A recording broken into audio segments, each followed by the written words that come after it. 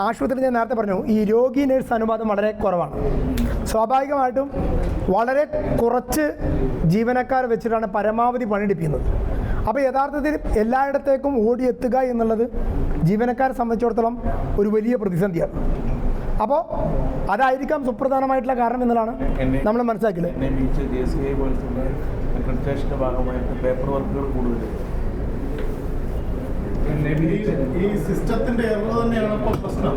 തീർച്ചയായിട്ടും സിസ്റ്റം തന്നെയാണ് പ്രശ്നം. സിസ്റ്റം മാറാതെ നമ്മൾ അതിന് മുകളിലേക്ക് എന്ത് ചർച്ച നടത്തിയിട്ടും കാര്യമില്ല. വീണ്ടും വീണ്ടും വീഴ്ചകൾ സംഭവിക്കും, വീണ്ടും വീണ്ടും പ്രശ്നങ്ങളുണ്ടാകും. ആ പ്രശ്നങ്ങളുണ്ടാകുമ്പോൾ മാത്രം അതിന് മുകളിൽ നമ്മൾ സിമെൻ്റ് ഇട്ട് തേച്ചിട്ട് കാര്യമില്ല. അത് വളരെ കൃത്യമായി തീരണമെങ്കിൽ യഥാർത്ഥത്തിൽ നേഴ്സ് രോഗി അനുപാതം അല്ലെങ്കിൽ രോഗികൾക്ക് ആനുപാതികമായ രീതിയിൽ ആരോഗ്യ പ്രവർത്തകരുടെ എണ്ണം ഉണ്ടാവണം.